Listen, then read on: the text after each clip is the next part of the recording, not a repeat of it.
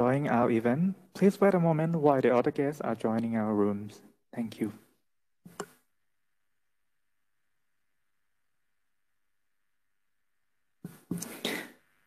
Ladies and gentlemen, we are about to begin. Thank you very much for your attention. Good morning, good afternoon, and good evening to our speaker and audience around the world. My name is Saranyu Lamlak. I am an International Relations Officer of NASDA.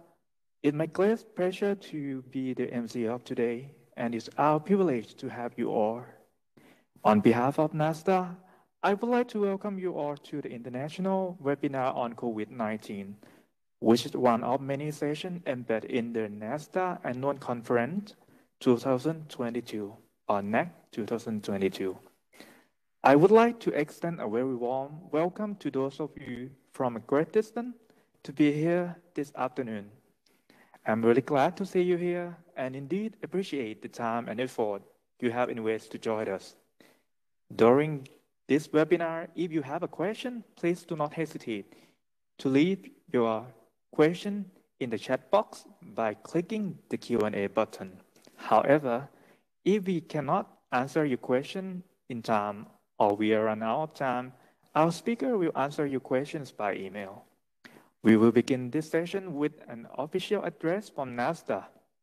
It's my great pleasure to invite Professor Prasert ผลิตผลการพิมพ์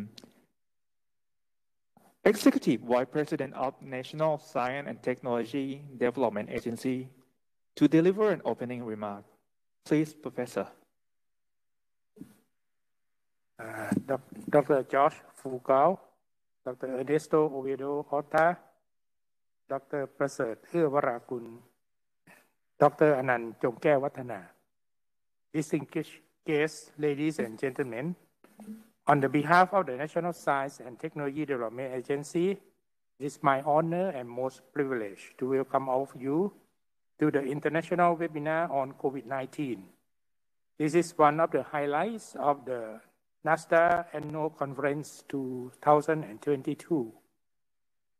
I would like to express my appreciation to our keynote speakers for devoting their time to enrich this webinar with their knowledge and experience relevant to the global situation of COVID-19 and for the next generation of vaccine and treatment.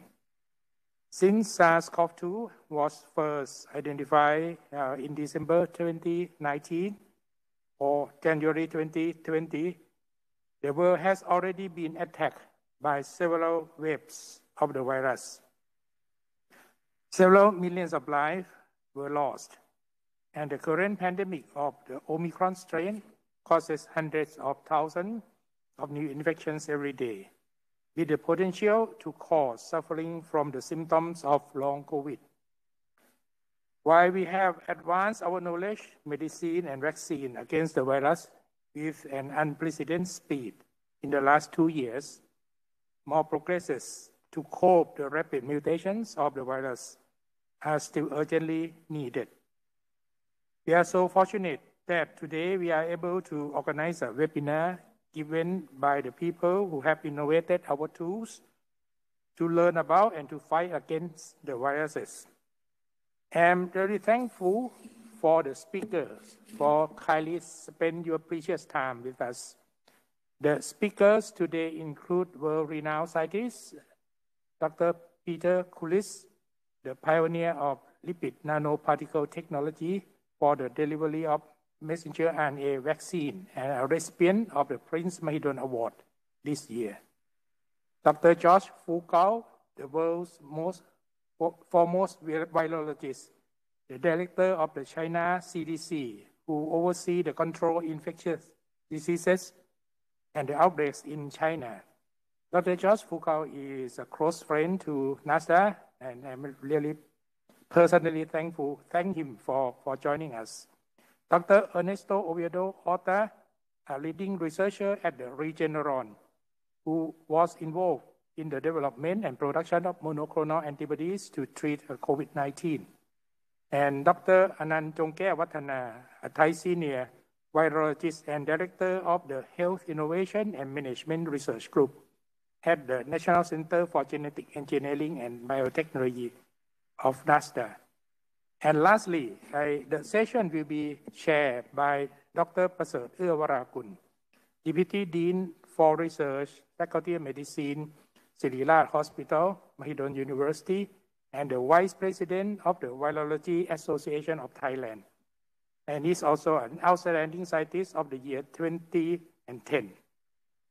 This webinar gives us an opportunity to learn, share, and discuss the current status for improvement and alternative solution to cope with this continuing global pandemic.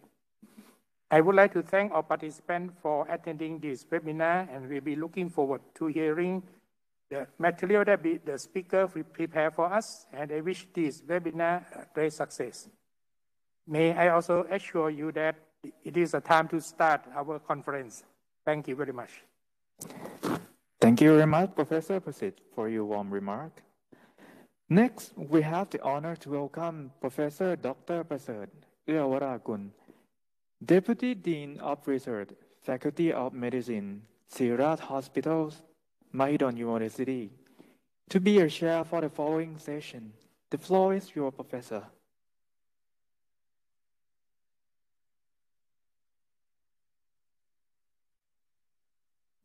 Professor, we cannot hear you.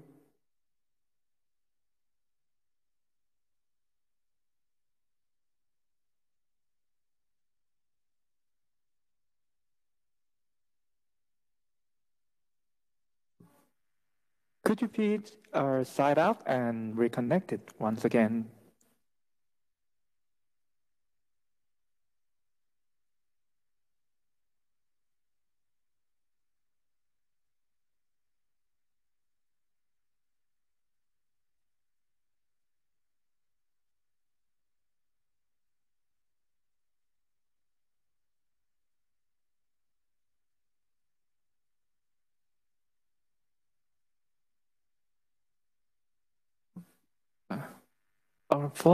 We are sorry for the technical problem.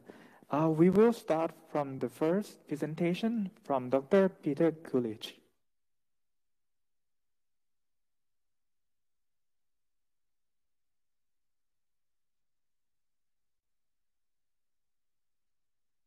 Thank you very much for the invitation to give this talk. It's a great pleasure to be part of this conference. So today I'm just going to go through some of the background to the development of the COVID-19 vaccine that we were involved in. And so the title of my talk is Design of Lipid Nanoparticles for the COVID-19 mRNA vaccines, but an alternative title could well be Lipid Nanoparticles that enable gene therapies. I do have some conflicts of interest, as indicated on the bottom here. I've started a number of companies. Right now, I'm the co-founder and chairman of Nanobation Therapeutics. You've probably seen in the popular literature that the titles such as the vaccine revolution is coming inside tiny bubbles of fat. And many people will say that the mRNA vaccines are developed in these, are delivered in these little fat bubbles. But probably you haven't seen much more detail than that. This is a Bloomberg explanation of the mRNA vaccines. So really, what are these tiny bubbles of fats? And that's basically what I'm going to be talking about today. They're certainly really tiny. They're 100 nanometers in diameter or smaller, but they're really not bubbles of fat, at least not fat as you normally think about it. They're really quite sophisticated particles that are made of membrane lipids. And this is a story that began more than 40 years ago. And so this is going back, right back to the beginning of my involvement with lipids. I got my PhD in physics in 1972, and I really decided I had to do something different. It seemed to me that the most interesting problems that I could see were outside the field of physics, and I got interested in biological membranes. And so what do you learn as a physicist? You learn a number of things, but one of the basic things is to go after very basic problems. And I arrived in Oxford as a postdoc in 1973. And the basic problems then were quite simple. This is a model of a biological membrane here. It's still a very the Singer-Nicholson model is termed, fluid mosaic model. But the basic problems then are actually still quite basic problems now.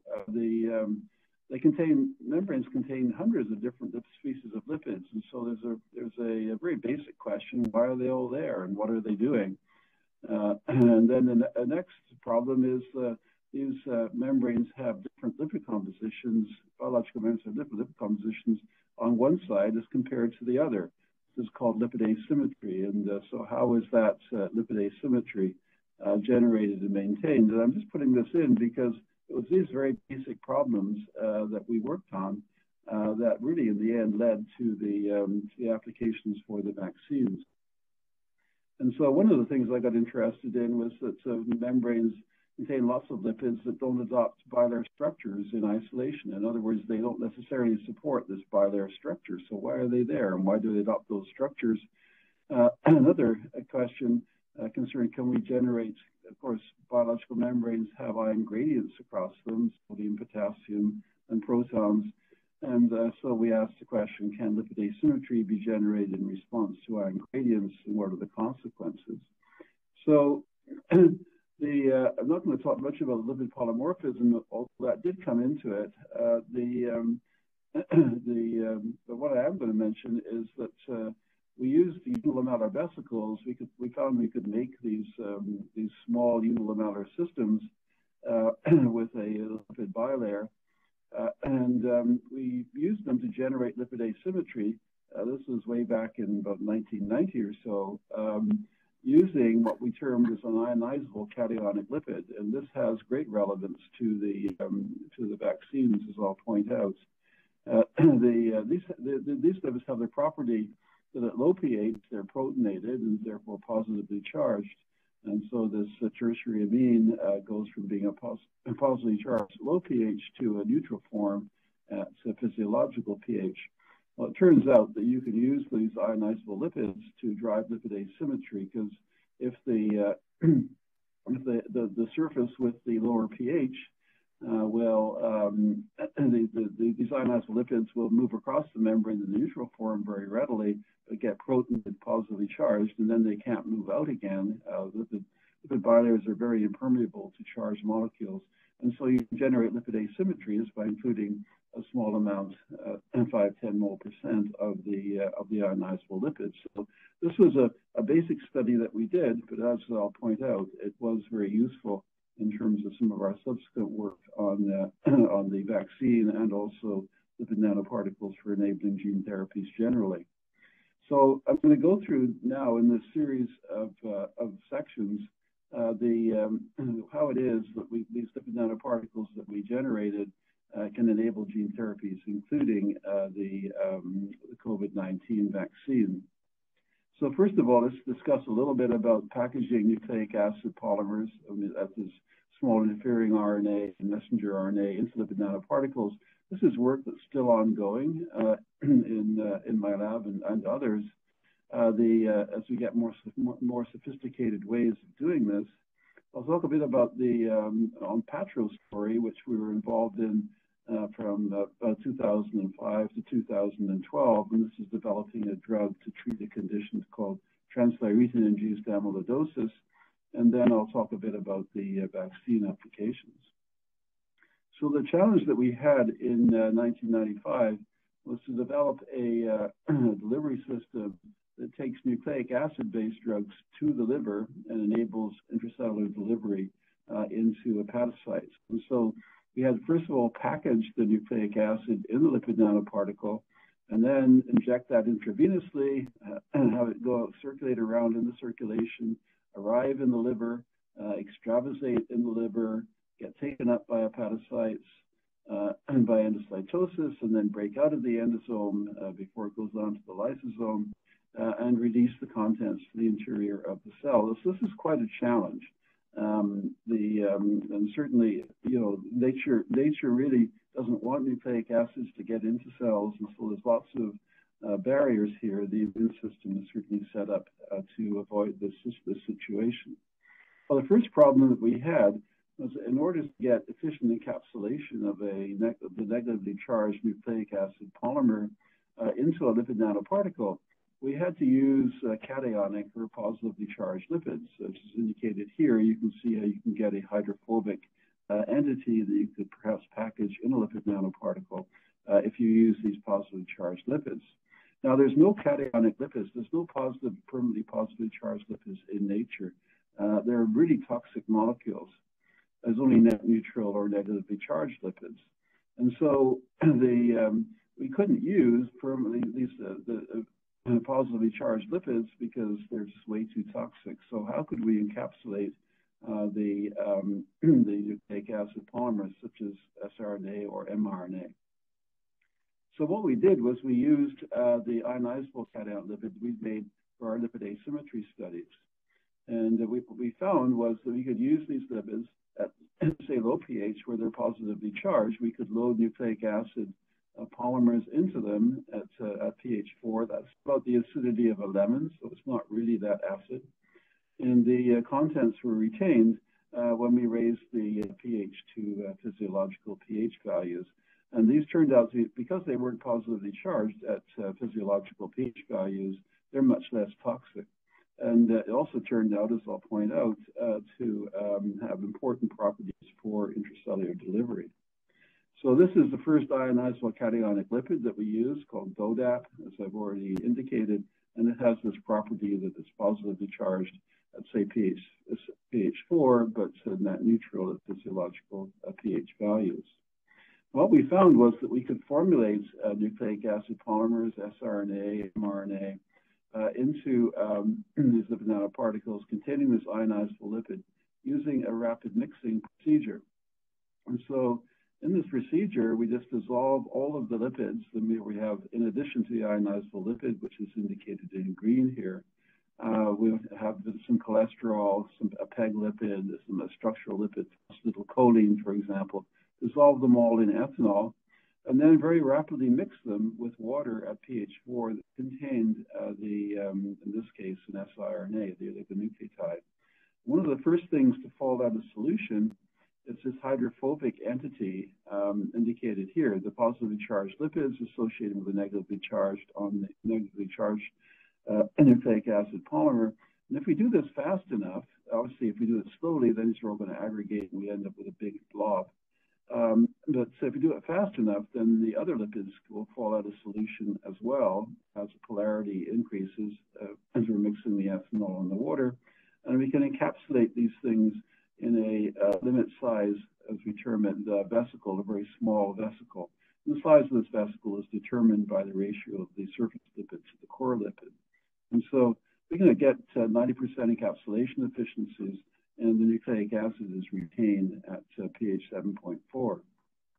And so they're really a new class of lipid nanoparticles, but they don't have a bilayer structure. They have a hydrophobic core. This is a cryo-TEM, and this is a 100 nanometer bar here. And they're really ideally suited to encapsulation of nucleic acids, including siRNA, mRNA, plasmids, etc. They're stable monodispersed. We can adjust the size, relatively non-toxic, and the techniques for getting large quantities are really relatively straightforward. So now we've got the packaging underway. Do they actually work? Do we see physiological effects using these types of systems? So now I'm going to detail some work that we did in the 2000s to develop the HATTR drug. So our objective in this period was to develop lipid nanoparticle systems containing siRNA to silence genes in the liver, in the hepatocytes, following IV administration. And as you can see, there's many diseases that we can treat by silencing or expressing or editing genes in the liver. ranging from blood clotting disorders to metabolic disorders, cancer, et cetera, et cetera. So we started with a question: can these lipid nanoparticles containing siRNA to silence a particular target gene, and also ionizable lipids? Can they do this following an intravenous injection? And what we did was we assessed the potency of these lipid nanoparticle systems using what we term the factor 7 model. Now, factor 7 is a clotting protein that's made in the hepatocytes. It's obviously then secreted into the circulation. And so by measuring the levels of factor 7 in the circulation, we can determine how well we're silencing that gene in the liver. So we injected the lipid nanoparticles containing siRNA to silence factor 7 via the tail vein, and then subsequently assaying for the levels of factor 7 in the blood. And so this was done at 24 hours. We terminate the mice and assay for factor 7, and we have a lipid composition where it's all the lipids that I indicated in that slide, indicating how we made these systems in fixed ratios.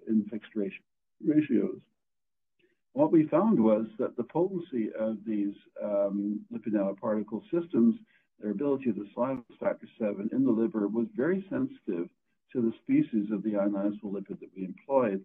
And so we synthesized over 300 different ionizable lipids, ranging with structures that look like this. They're all tertiary amines. As you can see, they're relatively similar structures, but they can have dramatically different gene silencing capabilities. And so with remarkable dependence on what's termed the pKa, the pH at which these lipids become positively charged. And what we found was that a pKa of around about 6.4, we saw remarkable increases in potency. Now the potency here we're defining as 1 over the effective dose, where we can silence 50% of factor 7. And so this is the dose of siRNA that's required to get, that's ED50, is the dose of siRNA that is required to get 50% gene silencing using the factor 7 model. Now, I'd point out that the y-axis here is a log plot. And so if we move as little as the pKa, for lipids that have a pKa as little as, say, 0.5 units away from this optimum, we can have a 100-fold decrease in the potency. So it's really a very, very select group of ionizable lipids that have remarkable potency for essentially allowing the siRNA to get to the interior of the cell. And this is really breaking out of the endosome. And so this is just indicating the progress that we made during that time, moving from a dose level of say 10 milligrams of siRNA in order to get 50% gene silencing of the factor 7 down to 5 micrograms of siRNA with the optimized ionizable lipids. And this was a lipid called MC3. This is the progress that we made during this period of 2005 to 2012.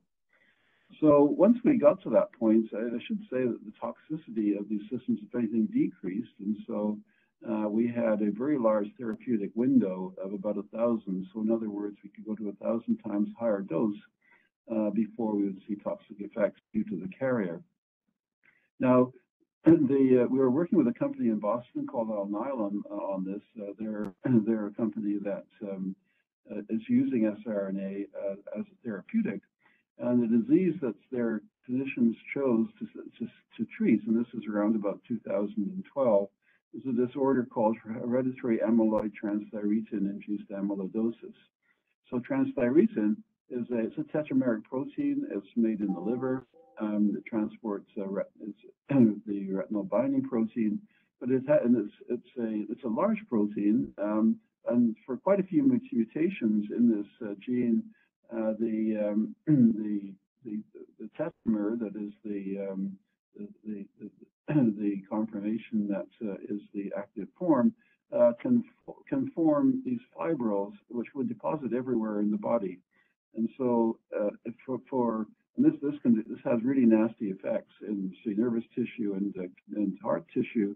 So neuropathies and cardiotoxicities. There's really no effective therapy, and it's usually fatal within 5 years of diagnosis. And so this was the disorder, it's a hereditary disorder that is due to mutations in the transthyretin gene. It affects about 50,000 people worldwide. A very nasty disorder is indicated here. This is various stages of the disease. And you can imagine an individual, one of the first signs in your 30s, having difficulty walking. You can imagine somebody who is sensing that they have these problems. They probably are a relative, because this is a hereditary disease, who's gone through this, and they know more or less what they're in for. It's not at all pleasant. So the hypothesis here was, and this is the way that developing drugs for gene therapies is at least the concept is very straightforward. If we were to silence that gene, the transthyretin gene in the liver, then using siRNA, then we'll reduce the levels of the tetramers, of the fibrils, amyloid fibrils, and perhaps if we really reduce the levels in the liver, we'll actually solubilize some of the plaques. So it's a potentially simple solution to what's really a devastating disease, as you can see. So the clinical development program here, for this drug, was started in 2012. There was a study in healthy volunteers, then moving to a phase 3 study, which was completed in August of 2017. Now, the phase 1 study in healthy volunteers is indicated here. This is just indicating that at a dose of 0.15 mg per kg of lipid nanoparticle systems containing the siRNA to silence transthyretin, there's a really dramatic decrease in the levels of transthyretin in the circulation. And so this goes on for about 3 weeks or so, or 3 or 4 weeks. And so on the basis of these results in the healthy volunteers, for the subsequent clinical trials, a dose of 0.3 mg of siRNA per kilogram body weight was given every 3 weeks, was chosen for the subsequent clinical trials. So this is just the details of the phase 3 study that was done on 225 patients. It was done over an 18-month period, year and a half. And these patients were divided into 148 who got the drug. It's called patisiran in the development stages here. And the dose level of 0.3 mg per kg, as I mentioned, every 3 weeks. Or they got a placebo, steroid saline, 77 of them. And the primary endpoint here was the change in the neural impairment score at 18 months. There were secondary endpoints, as indicated here: self-reported quality of life, the weakness, ability to walk, body mass, the wasting disorder, as we saw. So this was the study that was done, and quite remarkably, at 18 months, for people getting the placebo, the steroid saline, their neural impairment score got worse, as you can see here, whereas the people taking the drug, the lipid nanoparticle containing siRNA to silence the transthyretin gene, if anything, got better over that period. And so here we are actually making a hereditary disorder improving the symptoms that these people have.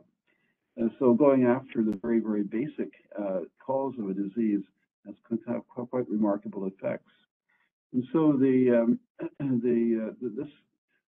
in September of 2017, the clinical trial results were reported, and they were absolutely spectacular. The neural impairment score, the drug definitely works. I always refer to this as 1 over Avogadro's number, the p-value here, but also for all the secondary endpoints, quality of life, ability to walk, nutritional status. So this drug is really possibly a curative therapy for what was previously a fatal disease.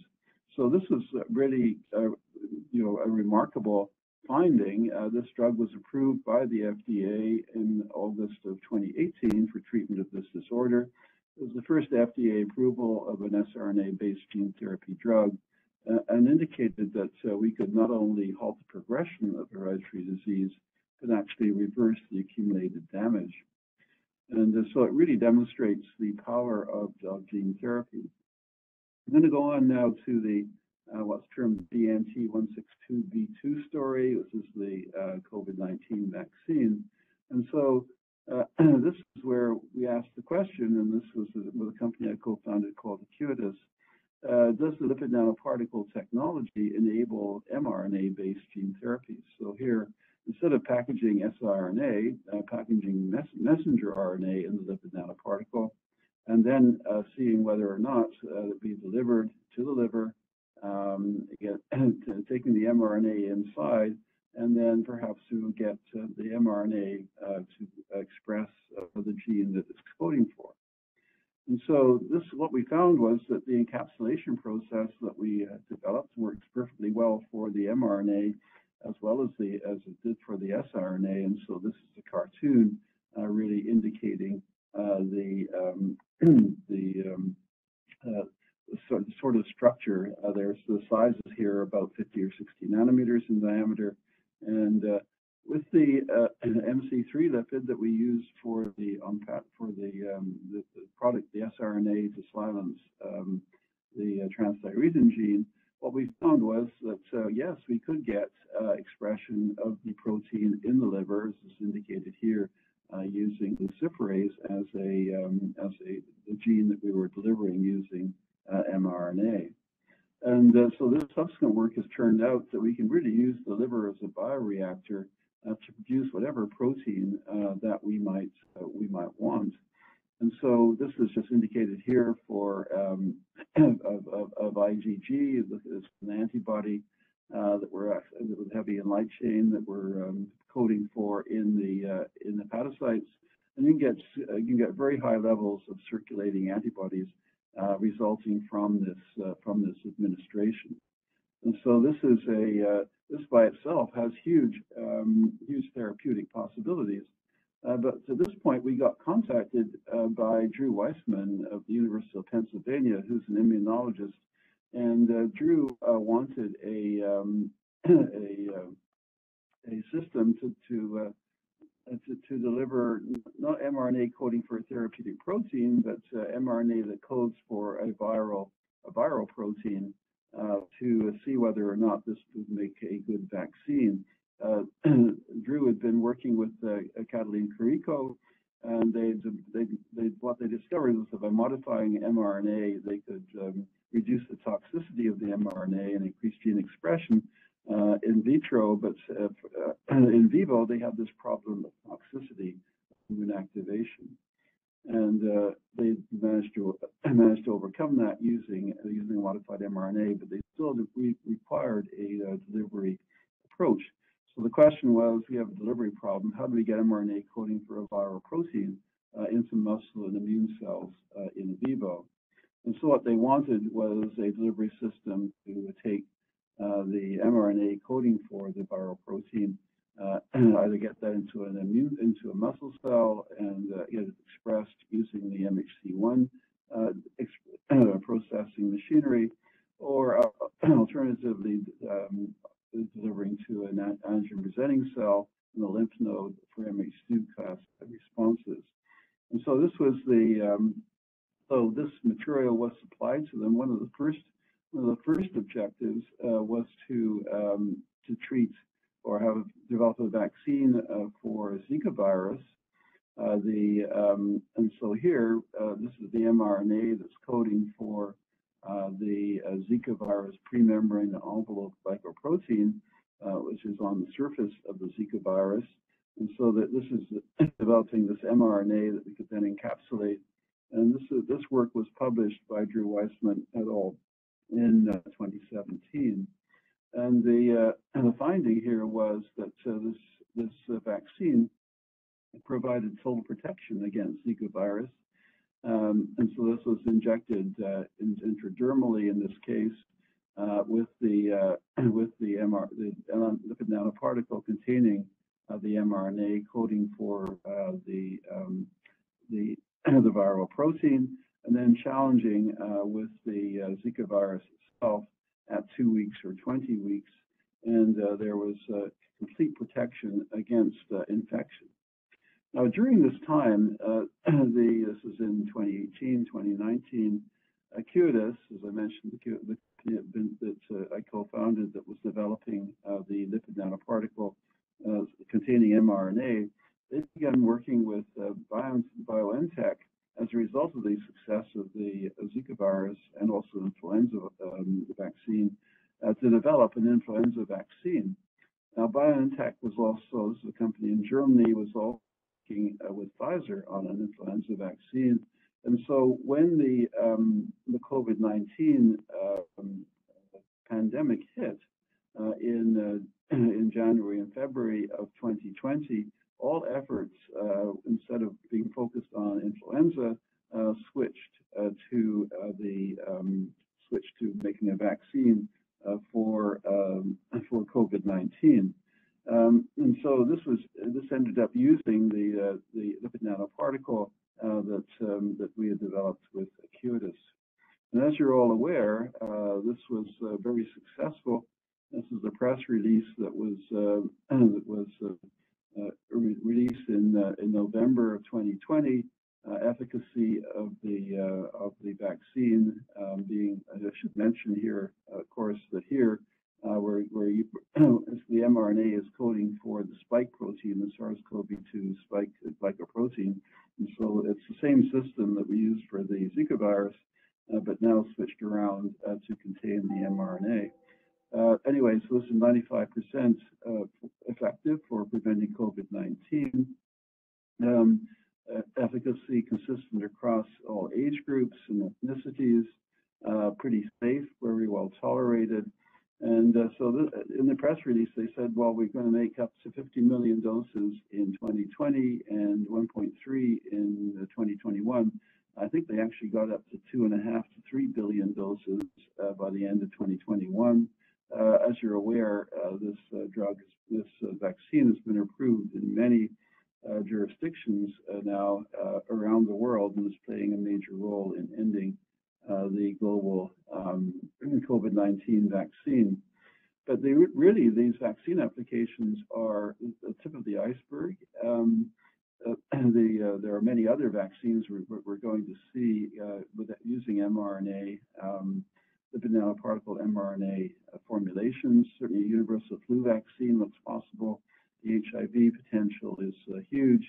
Zika virus, as I mentioned, malaria, and so on. But we're also going to see applications for chronic diseases ranging from cancer, heart disease, Alzheimer's, and all of those are starting to become apparent in the numerous startups in this area. Inherited diseases are also becoming into focus here. So it's really revolutionizing the range of drugs that we can treat using these gene therapy approaches. And so that's really the story that I wanted to cover here. How it is that we started from very basic concepts, say lipid asymmetry, and then finding that was useful. The ionizable lipid was useful for packaging these polymers into lipid nanoparticles. We could optimize these lipid nanoparticles. That was done using the siRNA to silence transthyretin in the liver, and then showing that this not only could be used to deliver siRNA but also mRNA, and then being contacted by Drew Weissman to find out that this also worked very well as a vaccine. There's literally hundreds, probably closer to 1,000 people that have played a role here. Some of whom I've worked with for over 40 years, and this includes Mick Hope and Tom Madden, and many others I've worked with for 20 years or more. So we've had a very long-term effort going on here in Vancouver to develop these nanoparticle systems. The collaboration with Alnylam was pivotal. And of course, with Drew Weissman at the University of Pennsylvania was also a major achievement. I should mention these things also work in the brain, so there's going to be some very interesting applications there. So with that, I'll close and just say that it's been quite a journey over the last 40 years really, but certainly 25 years since we first started working with nucleic acid polymers, and it's now coming to a pretty interesting conclusion. Thank you. Okay, that concludes our first keynote speaker. I'm very sorry for my earlier technical difficulty. Let me, in retrospect, introduce Professor Kulis briefly. Professor Dr. Peter Kulis is the Director of Life Science Institute and Nanomedicine Research Group at the University of British Columbia. He's a professor of biochemistry and biology and molecular biology there at the UBC. He's a co-founder of so many companies that work on the lipid nanotechnology, one of which is the one that gave us the COVID-19 vaccine. So without further ado, I would like to introduce our next speaker, Professor Dr. George Fugao. He sit on many important positions in China. He's the Director General of China CDC. He's the Vice President of National Science Foundation of China. He's Director of China Academy of Science, Key Laboratory on Pathogen Microimmunology. He's also the Dean of Medical School of CIS. He's very, very well known in our EID, Emerging Infectious Disease community. So, Professor Gao, the floor is yours.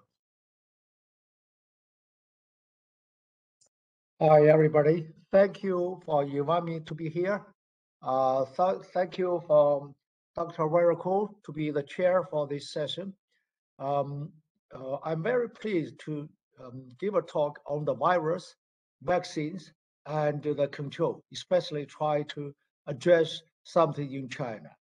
As you know, in China, we are still at least one of the countries running the zero COVID strategy. Of course, there are a lot of challenges here and also a lot of spectacle issues here. But in general, for the last more than 2 years, so far, zero COVID strategy works well for China. Of course, we have a big challenge at the moment. We have a big outbreak in Jilin province and also in Shanghai. Everybody knows that. We are working very hard. Because of that strategy, we save the time, we borrow the time, we have enough vaccine to be used to vaccinate our public. I think we also got some antiviral inhibitors here. So in general, so this still works. Now, start with the virus. As you know, the outbreak was first notified in China as a pneumonia of unknown etiology. So from the very beginning, we don't know what it is. It's just a PUE, pneumonia of unknown etiology. But within a week, we isolated the virus, we did the sequencing, we know it's a new virus with several groups, including the group from China CDC. So the paper was published in New England Journal of Medicine. So definitely that confirmed. Within a week, early January 2020, it's a novel coronavirus. So after we discovered this virus, and the immediate scientific question would be, how and why did we get COVID-19? Is it by chance? Is it a rhino event? Or is it black swan event? So that's very, very common question I was asked for a long time, now for almost 2.5 years. And, after we discovered the virus, me and my colleague, Chen Wang, with Peter Hobby and Frederick Hayden, one from Oxford, the one from US. So we wrote something in January. It's a novel coronavirus outbreak of global health concern. because it's a coronavirus, there's a potential. It could cause very serious problem. So this is our understanding before the outbreak or the pandemic is here. Because coronavirus always could be a problem because you got everywhere, every animal, they harbors the coronaviruses. You know, some virus, some birds flying in the sky, some animals running on the land, and also human beings. We have so many coronavirus here. So think back in 2016, me and my colleagues, we wrote a review entitled Epidemiology, Genetic Recombination, and Pathogenesis of Coronaviruses in Trends in Microbiology. There we claimed, you know, it is likely not a matter of if, but when the next recombinant coronavirus will emerge and cause another outbreak in the human population. So obviously, you know we will have a coronavirus which might cause the outbreak, even the pandemic. So retrospectively, then think back, how many coronavirus would infect human beings? So far, we know we have 7 human-infected coronaviruses, including one very notorious, that's in 2002 SARS. And then back to the 1960s, 1965, we had the first human coronavirus isolated. It's called HCoV-229E. So that's the first human-infected coronavirus. 2 years later, we have another one. It's called HCoV-OC43. So after that, then we have the 2002 SARS. And 2 years later, after the SARS, you know, we have the Netherlands. They isolated the virus called HCoV-AL63, Netherlands 63. You know, before the virus was, you know, this time politicized. This time, we always name the virus after the name, the country, or you know, the discoverer, the scientist, or the place, you know, anything like Ebola whatsoever. And the same year, we have a Call University one, HK1, HCO. So for the origins of the virus, it's always a scientific question. And back to 1995, the HCoV HK1 was sequenced in the 1995 sample in Brazil. So in Brazil, they have some samples stored in the freezer, but when they did the sequencing from those old, so-called old samples, they found HK1 virus in their samples. Of course, you know, after that, we have MERS 2012 and 2019, we have COVID-19. As I said, now we know 2 more coronaviruses from the human infections. One from Haiti, and the other one from Malaysia. So at least we know. I mean, if tomorrow you have another coronavirus infecting human beings, it's not a surprise because everywhere you have so many coronavirus there.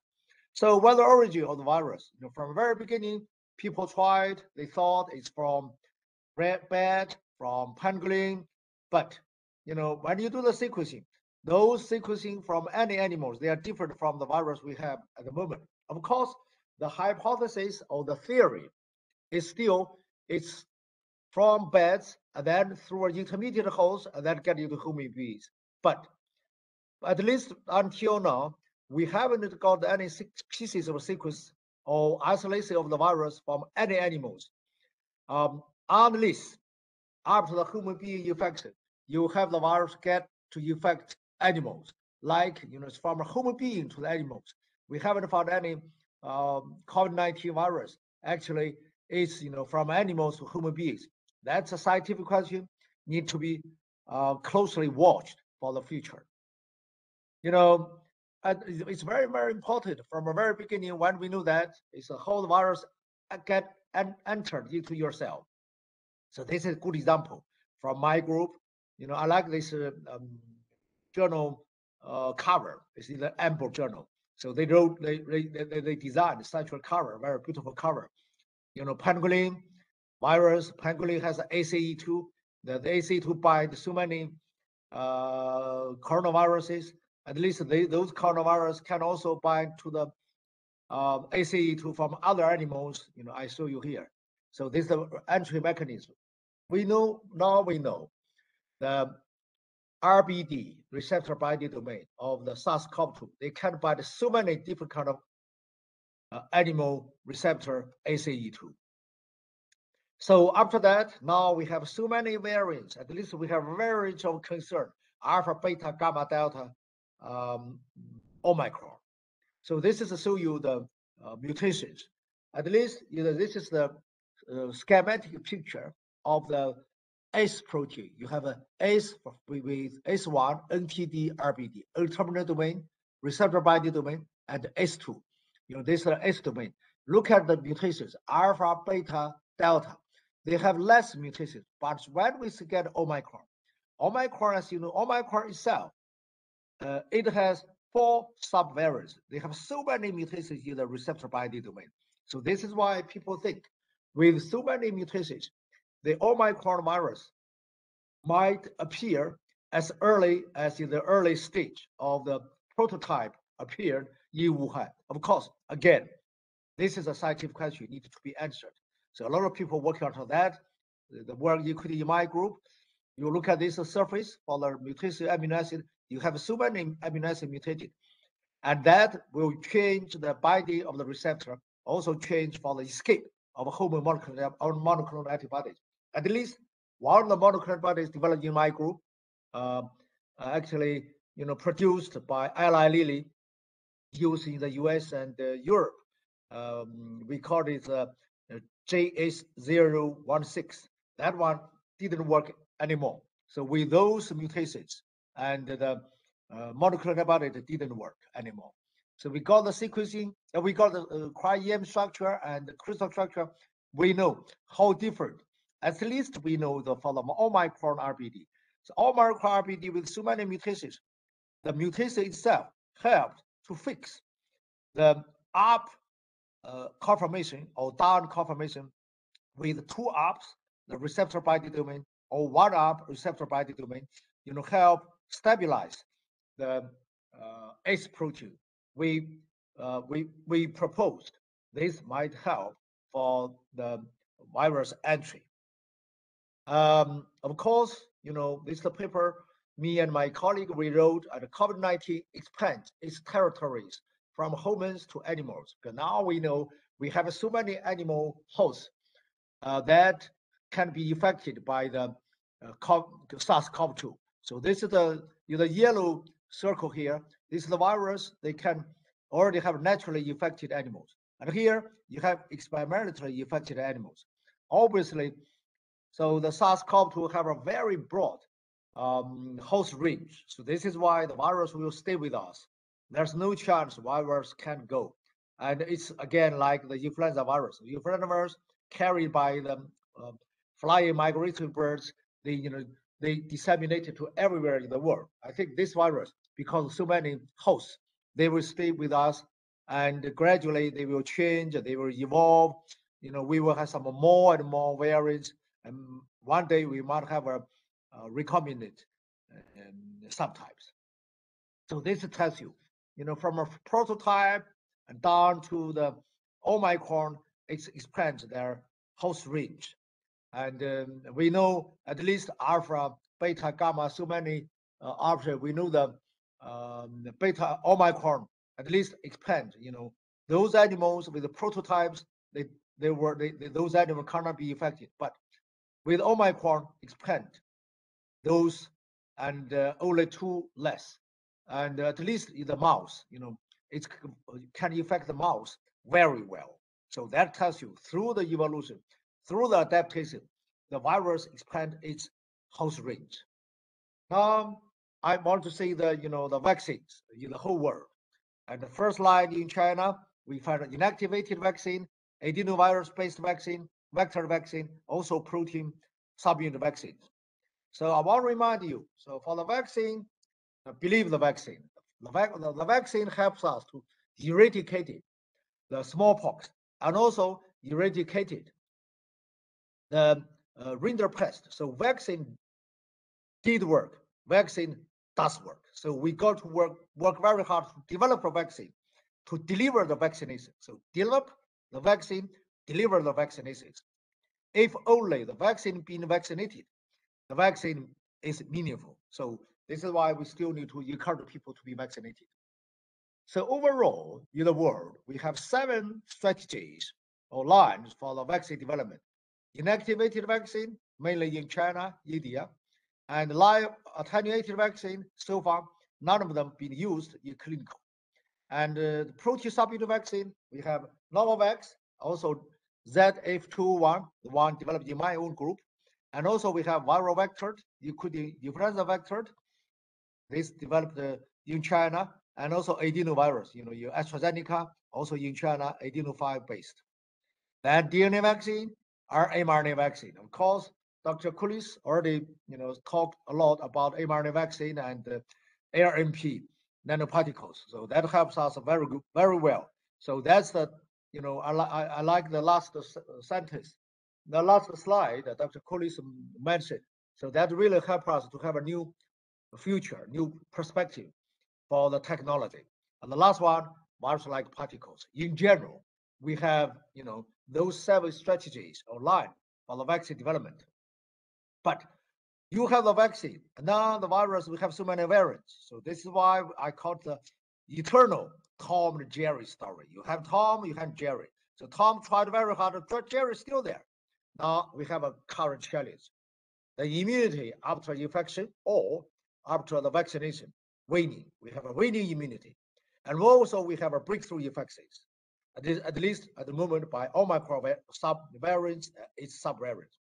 So we try to do the booster vaccination. At least now we know. The 3rd booster vaccination is essential. And also we tried to understand sequential vaccination program, i.e. by prime and boost, you give the one vaccine, and the booster vaccine, the 3rd injection, use another form of the vaccine. So that we don't have very well. So so far, in the whole world, we have 12 confirmed, the vaccine for the being used for the protein vaccine, from a lot of companies. So one of them from my own group developed the paper published Cell. We developed this receptor binding domain. S protein is a trimer, and there you have a receptor binding domain. Naturally, the receptor domain, they can be linked by the disulfide bond. And then we move this disulfide bond, fuse them together. We confirmed from the very beginning, before the COVID, it works for MERS, it works for the COVID-19, works for SARS. At the moment, it works for the Delta and Omicron chimeric vaccine. So this is what we published Cell, and this is called ZF21 vaccine. So what we know, and this vaccine still works, for the different kind of the variant. Of course, with low, it's really very low, like 1 to 4 times deduction of the neutralizing antibodies. What do we know? For the protein vaccine, you have an interval 0, 1, 2 months, or 0, 1, 4 or 6 months. We know the longer interval time works better than the shorter time. So this is why the program, immunization program, we propose with this protein vaccine, get a longer interval for between the 2nd and 3rd jabs. And also we know this one is prolonged. It works for, we confirm it works for the Omicron, with this 1, 2, and 6 interval. Again, for the inactivated vaccines, we set up the animal experiments, and we know if the vaccine in the animals in mouse, if we have the 2 inactivated vaccine prime, and then if we have a 3rd protein vaccine boost, you get a very good, the red one, look at the red circle. It's the neutralizing titer is much higher than the 3 injections with only inactivated vaccine. That tells you the sequential immunization works better. That's the animal data. This one tells you that published in Lancet Microbe. You can go read that paper. And then 2 series papers from Cell Research last year to confirm. It confirmed the sequential immunization works for 2 inactivated vaccine, prime boost, and then booster with the protein vaccine. Works. Look at the titer, much better. Whenever I have a chance, I'm calling to share the vaccines. At the moment, at least we know from Hong Kong real world data. So if you have 2 or 3 jabs and you got a very good protection for the death cases and the seriousness cases. So we should share the vaccine. If we do share the vaccine, the virus will share the world. This is the last slide I'm calling for in terms of the vaccine. And for the drugs and for the inhibitors, as I mentioned, this is the first homomolecular antibody developed by my group, published in Nature, but developed by Eli Lilly. It's called adicivimab. Adicivimab was used very well in Europe and in Canada and the US. However, then because this is a antibody targeting the receptor binding module in the receptor binding domain. So because of the immune escape, this vaccine, this mAb doesn't work for the Omicron. So we were calling for more broader neutralizing antibodies against SARS-CoV-2. And I guess we also have a non-competitive pair of homomolecular antibodies. This one being developed as a bispecific monoclonal antibodies. It works also for the the paper published size. Here you saw it works in the non-human primate models. And later, we developed this one as a bispecific homomolecular antibodies. We designed for this bispecific with several constructs. You can see from here. This one, you have 2 heavy chain together, a single chain here, and like this. And also, finally, what we confirm? We confirm this BS15. This one works much better than the other. So this one just published in Nature Immunology. If you have interest, you can go and read for the paper we published over there. Now, in addition to the antibodies, we are looking for some small molecules. As you know, Merck developed RDRP targeting small molecules, Molnupiravir. It worked very good. At the moment, it will be approved to be used. And more importantly, Pfizer has developed an mPro targeting. It's called Paxlovid. So Paxlovid looks like it works very well, and in many countries being approved for the urgent use, including in China. So in China, Paxlovid was confirmed, approved to be used for the public and in China lately. Last slide, I want to remind you the Chinese herbs. So we know some of the Chinese herbs from a very beginning it works, but but you don't know the mechanism. So this is something we did. The paper published in Bios by my group in last year. So what we know, we have these Chinese herbs, and you have this streptomyces. This is called symbiosis. You have the bacteria, actinomyces, and you have the root of these herbs. And because this metabolites from these microbes, they have this so-called leupeptin.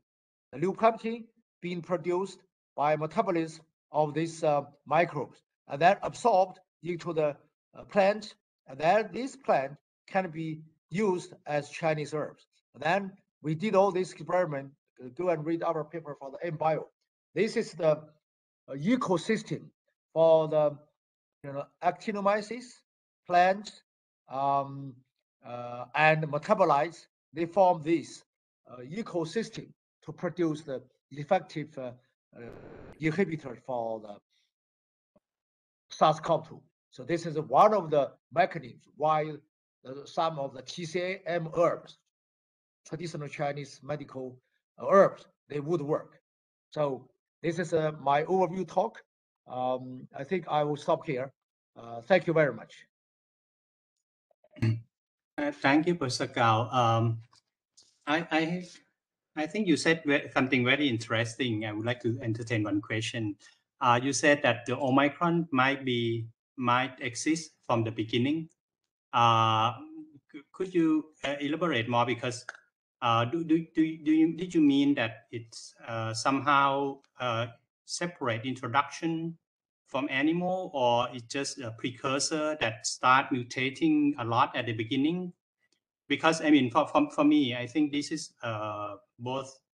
If it's true, maybe a good news, because we would expect that it would be less likely to have something unexpected like Omicron happen in the future, because there would be limited precursor of something that mutate a lot. But if it is a mutation that occur later in some immunocompromised hosts, like a lot of people believe, then we would expect to see more and more of these in the future. So what's your idea on this? Yeah, Prasert, I think this is a very good scientific question. At least people think, at least there are three hypothetical, rules maybe people think. First, like you said, immunocompromised patient, then they speed up the evolution. And the second, maybe the reintroduction from the animals. That's that's the possibility.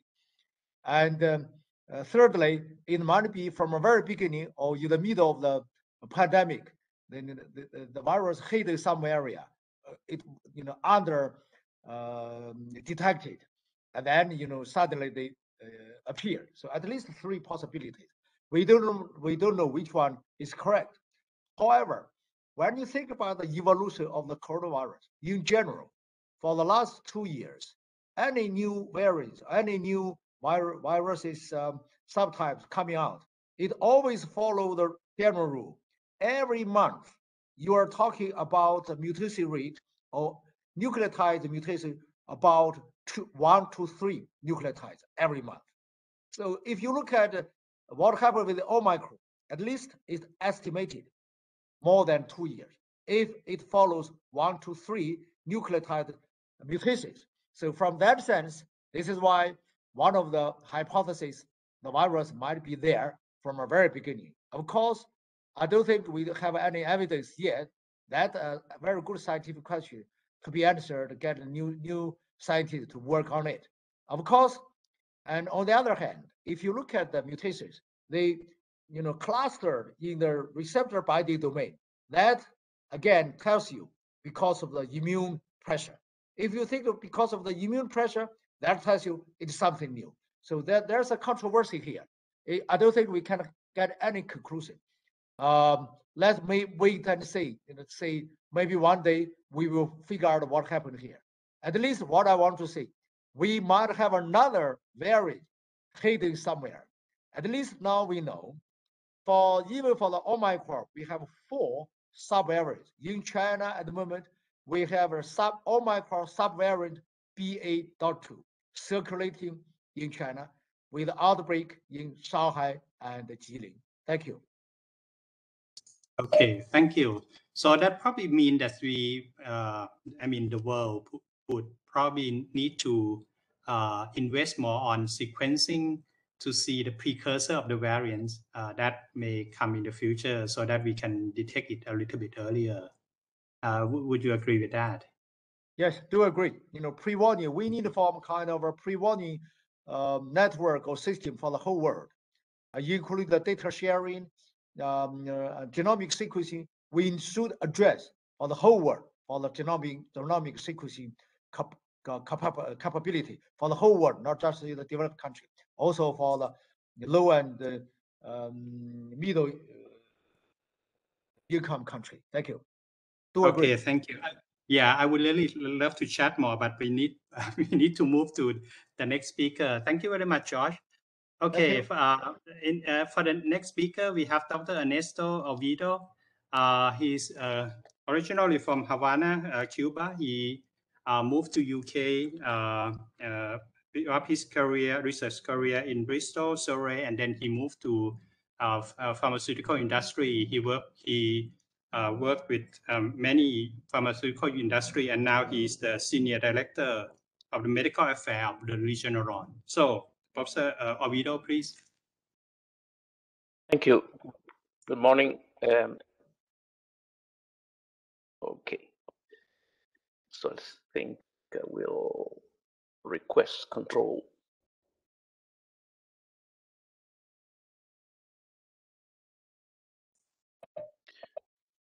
Okay, perfect. Thank you so much, and thank you for the invitation to be here with you today. It's my privilege to share with you a summary of the journey towards the development of monoclonal antibodies for either preventing and also treating SARS-CoV-2 infections. Today I'm going to give you just not a very technical presentation, but one that will describe the rationale and also the most important products that are now in the clinic preventing and treating COVID-19. For your background, I am a physician, specialist in clinical immunology, that have been working for more than 20 years in infectious diseases, mostly in the vaccines. So, oops. So the main disclosure that I have is that I am a Regeneron Pharmaceuticals based in New York employee and stakeholder. So first of all, let's go through the very basics of the virus, mechanism of infection, and some of the immunological principles by which monoclonal antibodies are being designed and used. As you know very well, and the other speakers have been mentioning, SARS-CoV-2 is an RNA virus that has as a main receptor for engagement with host cells the spike protein. The spike protein binds to the angiotensin converting enzyme 2 receptor in the surface of the host cells. And as you know, this receptor plays a very important role in, for example, the negative regulation of the renin-angiotensin system that regulates, blood pressure in the host systems. And this receptor is very important to mention that is abundantly expressed in human cells, not only in the vasculature, but also in other tissues, for example, in the intestine and in the endothelium pertaining to other tissues, for example, the central nervous system. So what is, in a nutshell, what is the mechanism of infection? The virus, as you can see here highlighted in number 1, recognizes through the RBD, the receptor binding domain, the ACE2 molecule on the surface of the cells. Once this happens, that triggers the internalization of the virus and the release of the RNA material that will immediately be entering in the process of protein synthesis inside of the cells, triggering two main paths. One of them is the replication system to amplify this genetic material, but also at the same time the synthesis of proteins that will be the basis for the formation of new viral particles that will then exit and further infect all the cells in the surrounding and distant tissues. Once these particles are outside, they can, as I mentioned before, gain access to several tissues. And one of the most important ones, as you were very well known, is the respiratory system, and which has been the main system described apologies, for the spread of the virus. So how the virus spreads, by it has been demonstrated that mainly by aerosol particles less than 5 micrometers of diameters in the form of droplets, either by direct contact or by touching surfaces, infected with the virus. So either direct contacts through the droplets or by indirect contact via the virus contaminating several surfaces. The other very, very important route, and that's why I was mentioning that the virus, the critical observation that the virus can infect other systems, such as the gastrointestinal system, is via fecal oral transmission. This specific route of transmission is now being taken more and more seriously in terms of, and we can talk about that later, in terms of, assessing the lung shedding effects and the lung spread effect of the virus in the surroundings and the community. So in terms of the disease, although we have discovered so far that this classical path of disease progression can be modified and is observed in a different way in different variants, there is a very common path underlying the progression of the disease. First of all, not because the patient doesn't manifest any symptoms cannot be infected. There can be asymptomatic patients that are infected with the virus that may progress to what we call mild disease. So this mild disease, we believe that is the one that dominates the clinical scenario and is the one that is present in the majority of the patients infected with the current variants of the virus. So this mild disease is characterized by, as I said before, it depends on the type of variant. Now we can see the difference in the initial variants by fever, cough, and the typical anosmia and loss of taste and smell, and in some cases, mild dyspnea. These cases may progress, to the moderate illness, which is more characterized by a more clinically relevant disease, which can be manifested now by radiological changes in the respiratory tract, and also might also imply changes in the saturation system, oxygen system in these patients due to their respiratory distress.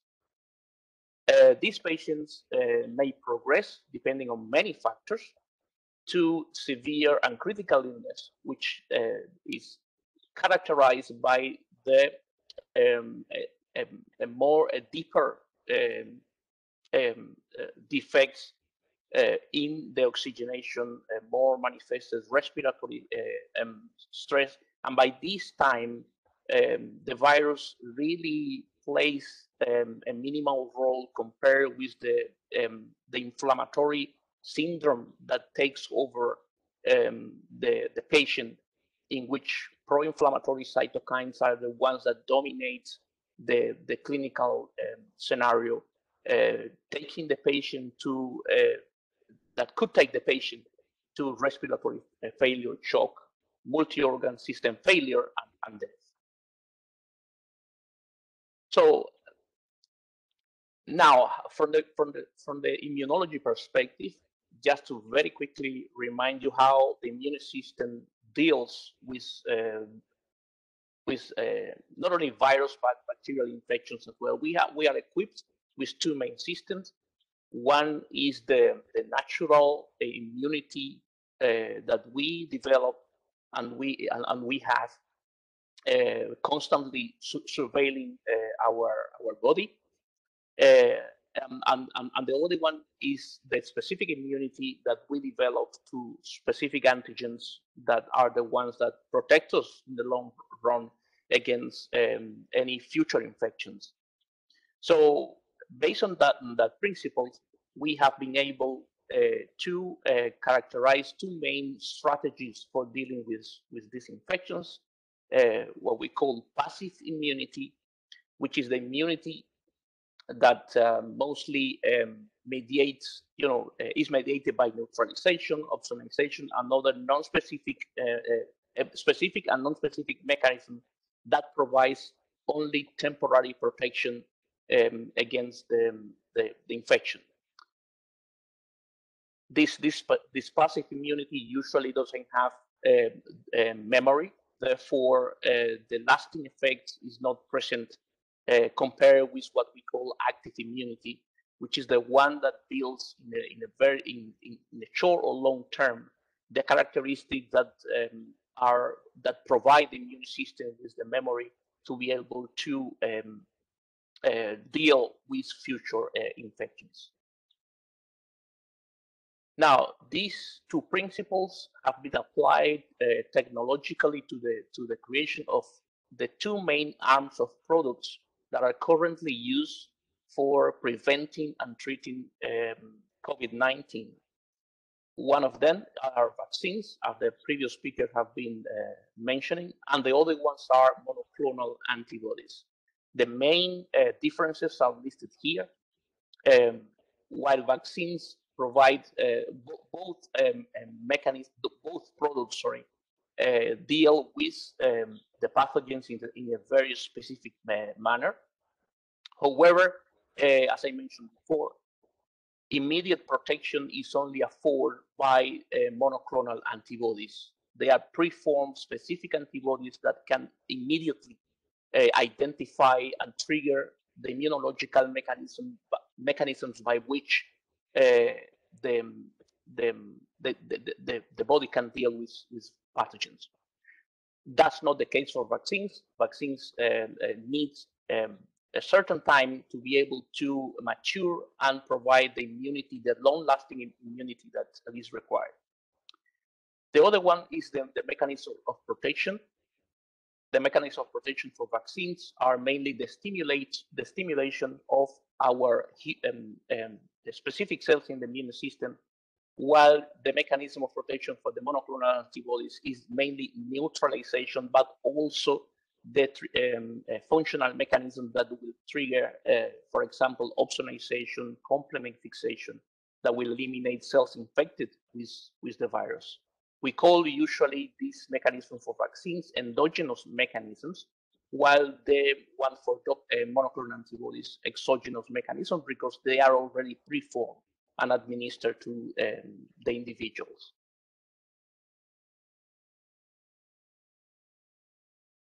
Oops. Okay, so there is something very important that we need to understand, and is I'm not going to be very lengthy about this now, because the previous speakers have been pointing this out already, and is the vulnerability of these preformed antibodies to the capacity of the virus to mutate. And the basic mechanism, as was previously mentioned before, is the recognition of the monoclonal antibodies of the RBD protein on the surface of the virus, and the capacity for neutralizing the binding with the ACE2 receptor in the surface of the host cells. Now, mutations, what happens is that they will decrease the binding of those effective preformed antibodies on the surface of the cells, and the more mutation we have, the less efficacious will the therapy be. So we have the theory from the very beginning of the pandemic that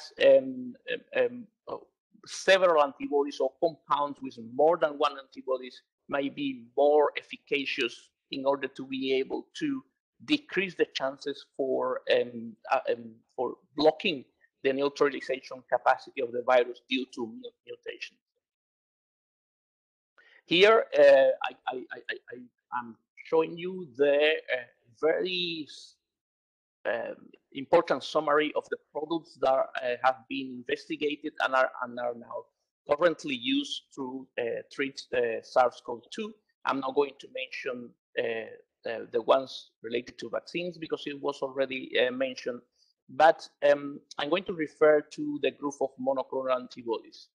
The two companies that originally in the United States received emergency use approval for the use in patients were Eli Lilly with bamlanivimab and later on etesevimab.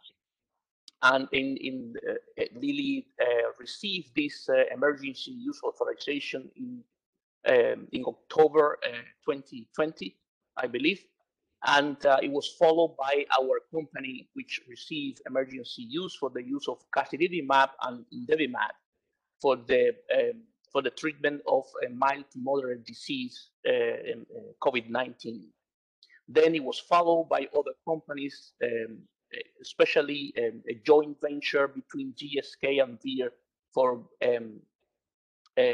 sotrovimab, and most recently AstraZeneca with Evusheld. These antibodies have important differences in their structure, but they all have the same mechanism of action, which is a neutralizing capacity to block infection of the viral particles to the host cells.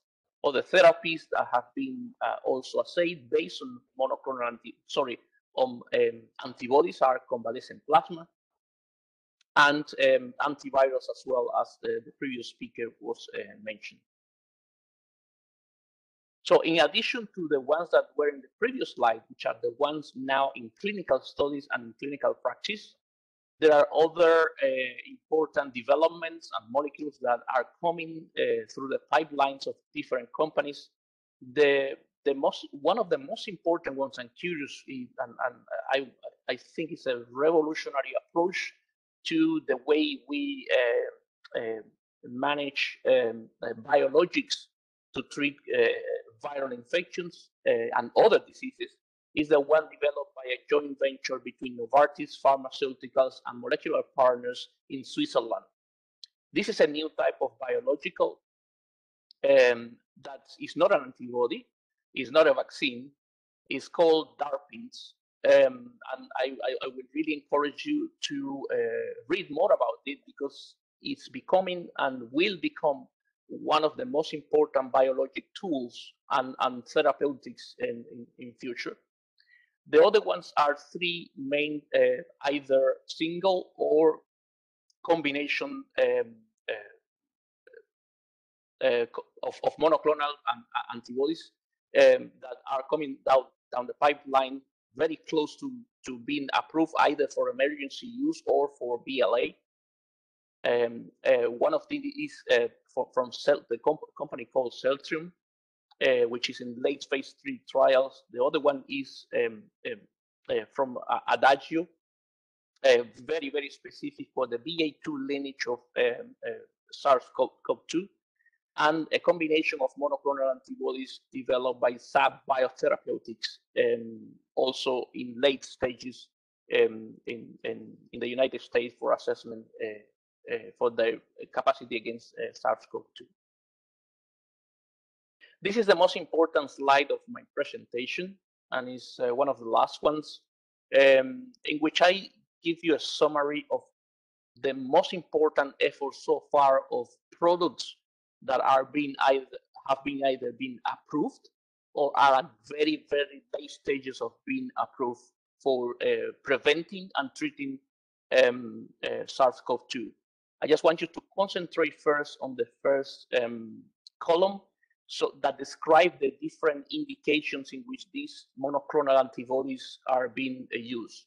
The first one is for prevention in those patients that have not been even yet in contact either with a host with SARS-CoV-2, neither in an environment where the virus is prevalent, but patients in which we know that is very highly likely to be more susceptible to acquire the disease once they get in contact with the virus. The second one is post-exposure prophylaxis, which are patients that are known to be in contact with either individuals infected or in environments where this virus is circulating. The other one, the third one, is patients in the community, and this is the larger percentage of the population, represent the larger percentage of the population. And the other ones, and is the most difficult at the moment for scientists and clinicians to treat, are the inpatients or hospitalized patients. So in the four different indications, you can see all the monoclonal antibodies that I was listing before, the different stages in which they are as of last week. And even as of last week, there is a piece of information that was updated just yesterday that I can mention to you now. For pre-exposure prophylaxis or prevention, the most advanced is the one from the joint venture between GSK and Vir, so Trovimab, which just yesterday received, in my understanding, the approval for use in this specific indication. The AstraZeneca products is being already authorized for emergency use in patients of more than 12 years of age. And at the moment, BRI-Bio is conducting clinical trials in China for their monoclonal antibody combination, blocking monoclonal antibody combinations. Adagio, which was the other one that had a product for this indication, has been stopped because of sensitivity to being affected by the Omicron variant. The post-exposure prophylaxis, which is a very large number of patients and population, our company, Regeneron, Lilly, and AstraZeneca have been the main players in this area, but all of them, both our company, Regeneron, and also Eli Lilly, they are affected by the Omicron variant, so at the moment not using this indication. And the AstraZeneca, Evusheld, failed a phase 3 trial for demonstrating efficacy in this post-exposure prophylaxis. Adagio is also affected by the Omicron variant and therefore not moving forward with their efforts for post-exposure prophylaxis. In the outpatient indication, we can see that there are several companies, playing in these areas, almost all of them, and the Omicron variant has really played a very critical role in getting these products out of the market under emergency use. You can see that our product in Regeneron is affected by it, Lilly as well. There is a very high risk that the new Bentelovimab from Eli Lilly also could be not available for patients on the above 12 years of age. The EUA is at risk as well for GSK in this indication. The most important products in terms of monoclonal antibodies at phase 3 at late stages of development that are currently running are from AstraZeneca, Celltrion, and BRI-Bio. Again, the monoclonal antibody from Adagio has been stopped because of sensitivity to Omicron. And Novartis, and this is the new molecule that I was mentioning before, the DARPins, has demonstrated a very significant positive effect against even Omicron to treat outpatients infected with SARS-CoV-2. The inpatients, which are the hospitalized patients, is the most difficult ones in which none of the companies have really shown any critical or important benefits.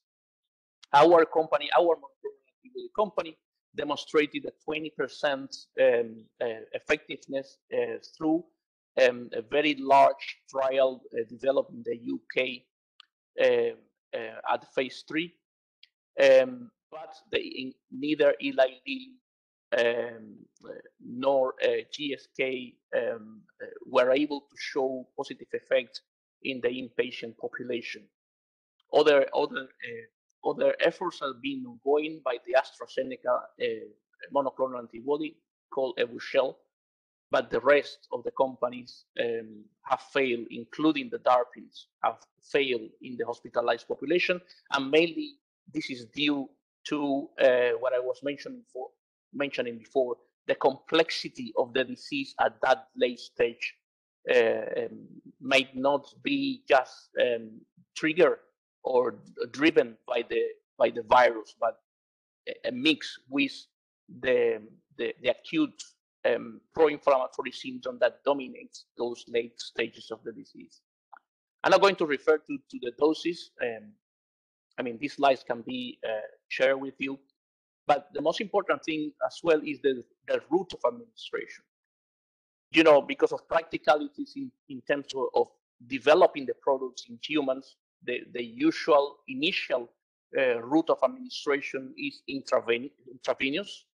But from the practical perspective, the subcutaneous route and the intramuscular route has been also assessed. As you can see, most of them can be administered by intravenous route, but our product can be also administered by subcutaneous administration, as well as the AstraZeneca intramuscular and the Adagio monoclonal antibodies.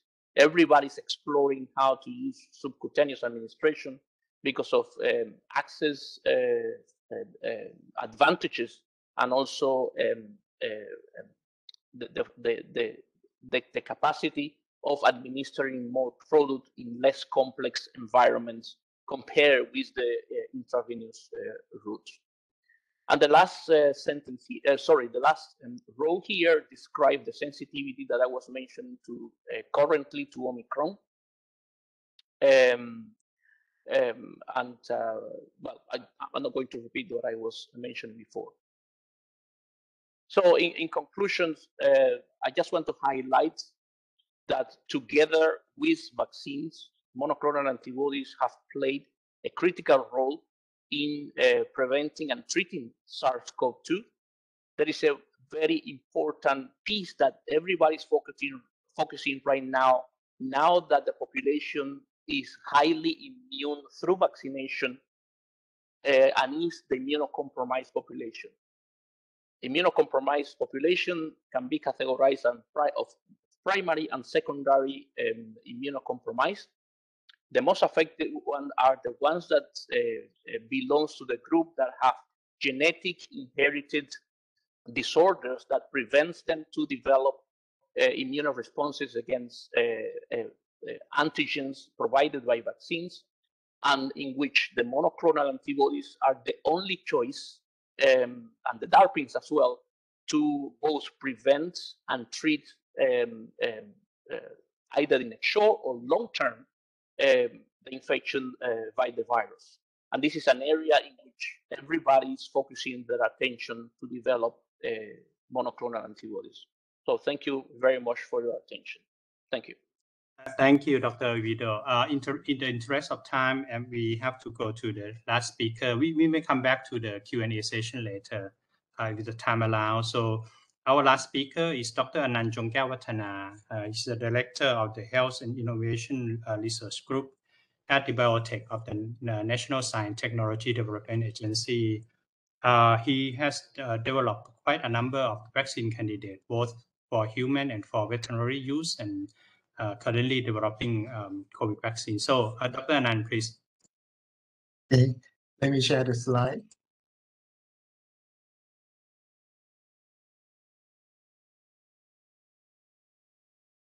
Okay. Good evening, everyone, and thank you very much for a nice introduction. I would like to thank the organizer for inviting me to be part of this COVID-19 webinar. It's an honor to be in the same forum as outstanding and quite accomplished scientists. Today, my talk will focus on the viral vector platform that we have developed as a COVID-19 vaccine at NASDAQ. This figure summarizes the technology that scientists around the world have used to develop vaccines since the COVID-19 pandemic. We know a lot now about the mRNA vaccines, inactivated vaccines, the subunit vaccine. And the viral vector is actually among the most commonly used platform. And we have heard people talking about AstraZeneca, the CanSino, Johnson & Johnson, Sputnik V, which are all viral vector-derived vaccines. I put NASDAQ here to indicate that the vaccine that we have developed also falls into this category. At the beginning of the COVID-19 pandemic, we hoped that vaccine would be able to control the spread of the disease by introducing what we call the herd immunity to the population. The way that vaccine can help is to prevent the virus or the contagion from passing the hold on. Okay. From passing the contagion or the virus to the immunized, and the immunized will block the passing to the susceptible. In other words, those who are vaccinated should not pass the virus to others. Unfortunately, this is not the case for the COVID-19. We now know that SARS-CoV-2 can be transmitted quite well among vaccinated population. And this data show that we cannot distinguish the amount of viruses between vaccinated and unvaccinated people.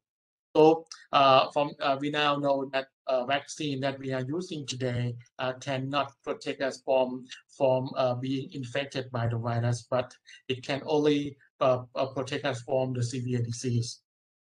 So one of the reasons why is the fact that our immune response induced by current COVID-19 vaccine are not actually enough for protecting us from virus infection at the upper respiratory tract or in the nose.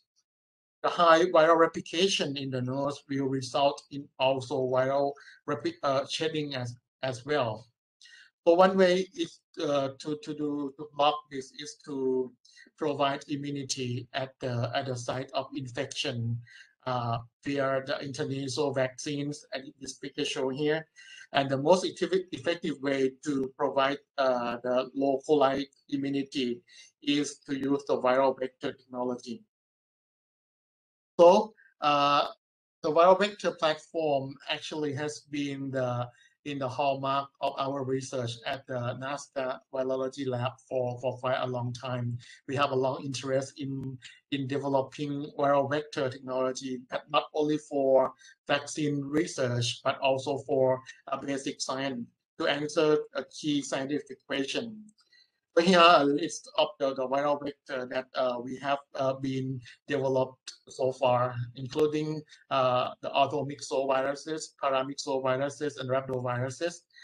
We have coronavirus, retrovirus, and arterivirus, and also the non-enveloped DNA virus, such as the adeno-associated virus, adenovirus, and circoviruses. So this is actually the culminating of the research work that we have done for the past 10 years.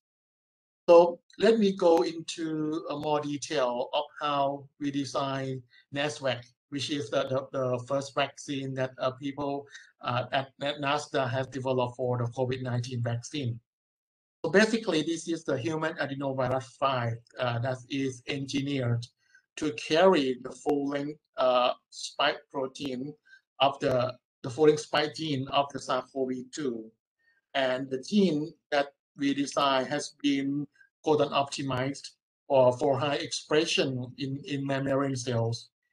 The sequence is also modified to stabilize the protein so that the conformation required for fixed into the pre-fusion form not changed easily to the post-fusion form.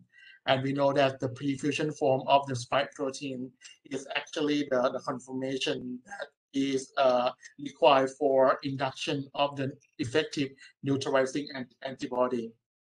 And I also want to emphasize that the NASWAC virus that we engineer in this work is very safe because we cut some key protein out of the virus, and the virus can infect a human cell for only one time and cause no disease or any clinical symptom in human hosts.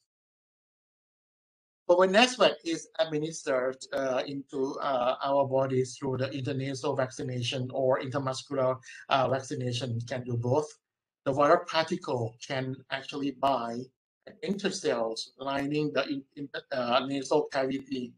And once the virus gets inside the cells, the virus will undergo replication, which in turn express the SARS-CoV spike protein that we insert into the genome of the virus or include into the genome of the virus.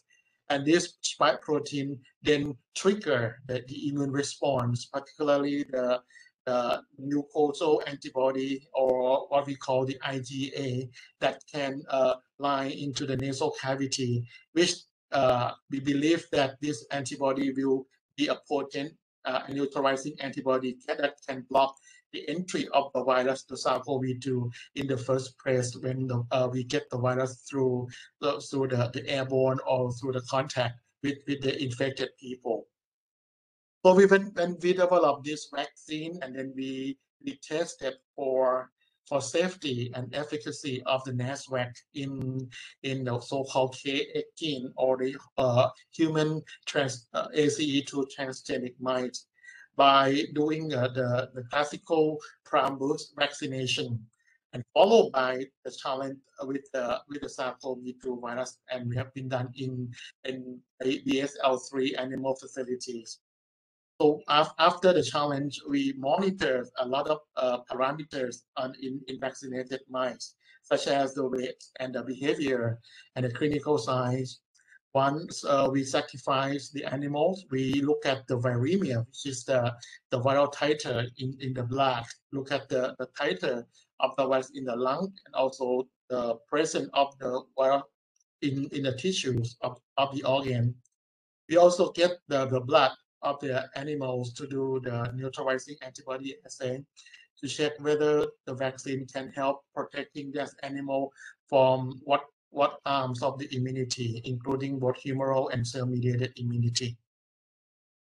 So after we, and you can see here that we also do both intramuscular, and also intranasal in our regimen. So this data show that the mice immunized with the NASWAC vaccine were actually completely protected from the lethal SARS-CoV-2 challenges. I can see that the clinical signs 5 days post-infection seem very, very normal, no clinical score at all. But mice that immunized with the PBS control show severe clinical signs after 4 days to 5 days of the challenge. And one sample here, the VLP, which is the subunit vaccine that we also developed in our lab, show only moderate protection against the challenge. So this data suggests that the viral vector platform that we have developed is actually performing the best in our vaccine that we have developed in the past year. So when we look at the clinical other parameters, the clinical signs correlate with the presence of the virus titer in different organs, such as in the nasal terminate, or in the trachea, or in the lung. We found that the virus titer in vaccinated mice were substantially lower than in the control animals in all tissues or in all samples that we tested. It's quite interesting that both intranasal and intramuscular double vaccination performed quite well with NASVAC. Therefore, our study here suggests that both intranasal and intramuscular can be used for our vaccine. But the focus of our work is just to look at the intranasal. So therefore, we just want to move on with the intranasal to get the data to support for using this intranasal vaccine for clinical trial. So the immune response profile also correlate well with the vaccination status. Interestingly, we found that a higher antibody response, particularly the immune neutralizing antibody, are actually quite high in animals that are vaccinated intranasally.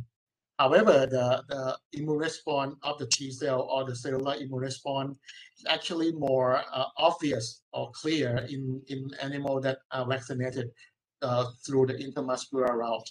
Therefore, quite makes sense that because intramuscular is actually the systemic inoculation of the vaccine. Therefore, we should expect to see something of the T cell response, and humoral immune response should be actually higher in the intranasal. It's quite anticipated. During the course of our project, we found that the Delta variant occurred in Thailand, and we switched our NASVAC vaccine to become generation number 2. So this we construct NASVAC number 2, which replaced the spike protein of the original Wuhan strain with that of the Delta variant, and then we had a chance to test our second generation vaccine in the human ACE2 transgenic mice as well. And this data show that when mice got vaccinated and challenged with the high titer of the Delta variant, we found that all vaccinated mice show a good sign of clinical score. There is no body weight loss. However, the one with the TBS control showed severely ill clinical score and the severe weight loss you can see here. We're still in the progress of doing all those viral titer determination. I don't have the data today, but we look at the tracheal IgA response in the lung of the animal, with represent the mucosal immune response that we believe to be one of the key factors we want intranasal vaccine to boost. And we found that the mice vaccinated with both adenovirus Wuhan and adenovirus 5 Delta show good IgA neutralizing antibody in the lung, which is actually a good sign that our vaccine can be used to induce a strong mucosal immune response.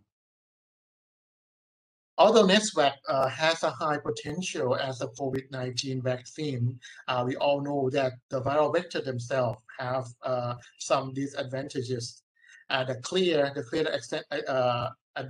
disadvantage is that the viral vector itself is the virus, and the use of the repeated use of the same virus can lead to the pre-existing immunity against the vector itself.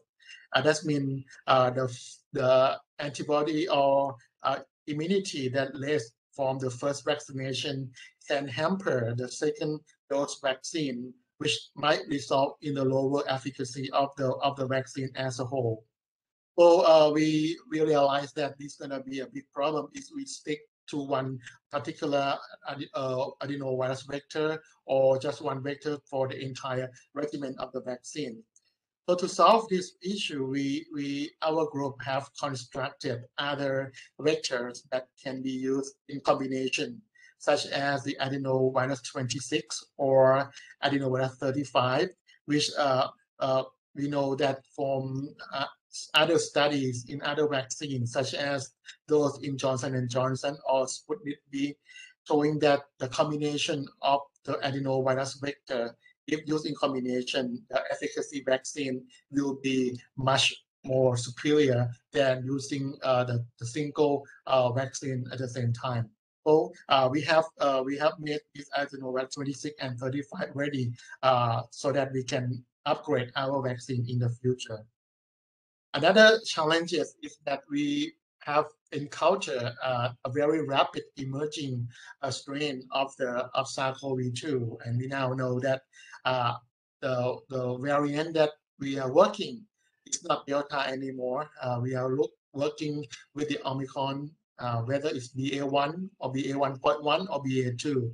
So the cloning of the gene of the spike encoding the BA1 and BA2 has been done in our lab, and now we have at least adenovirus 26 and adenovirus 5 that harbor the gene that encoding the full length of the spike of the BA1 and BA2 ready for use if we have a chance to test this generation 3 vaccine in the future.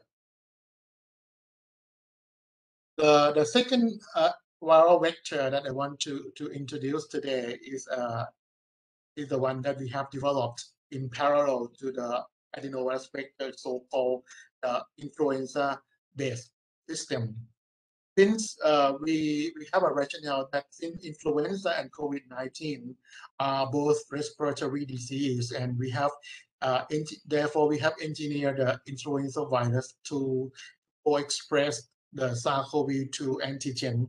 And basically, this idea, we can use this viral vector as the so-called bivalent vaccine that can protect people from getting flu and COVID-19 at the same time.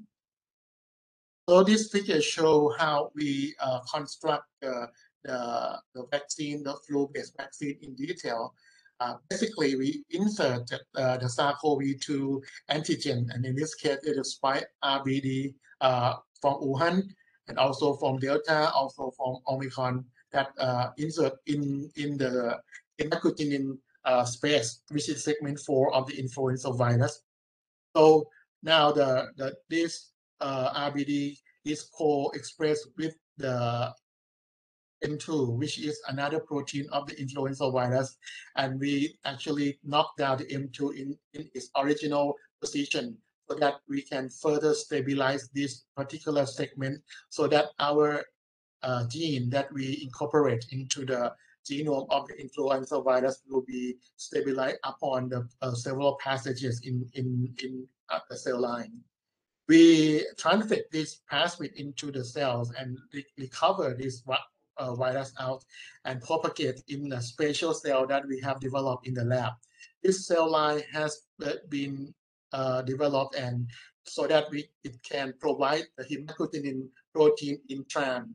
So the virus itself cannot make hemagglutinin, but our cell can provide hemagglutinin to the virus so that the virus can be further expanded in a small flask and also in a large-scale bioreactor.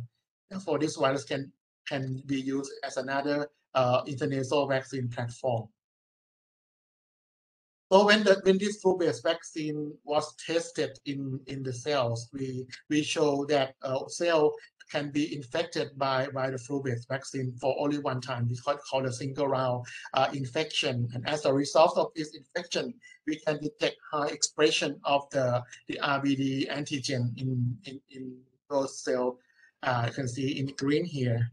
So when studied the immunogenicity in mice using both IN and IM, we found a robust immune response, both the humoral and the cell-mediated immune response. And the one that make us very happy is that the intranasal immunized mice secrete a good secretory IgA against SARS-CoV-2 spike RBD. And we also show that the immunities in mice are also found to be against both the COVID-19 disease virus and also the influenza virus. So basically, the idea of bivalent vaccine has been proven in animals immunized with this platform. Another key achievement is the development of another viral vector called meso vector-based vaccine. This is a long-time collaboration between NASDA and Professor Frederic Conti at the Prasert Institute in Paris. And the measles vector vaccine has been tested and it is published in a very good journal, Nature Communications, this year. So this is one of the that we can pursue more. Once Dr. Palampur France, this is the first author here, come back from Paris and start the work at NASDAQ.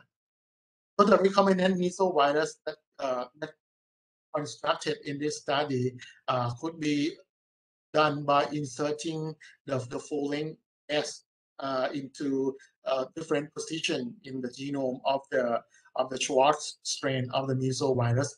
The Schwartz strain has a long history of safety, and people use it for vaccine for a long time. And they actually introduce this plasmid into the cell, helper cell, and can get the virus out in the system.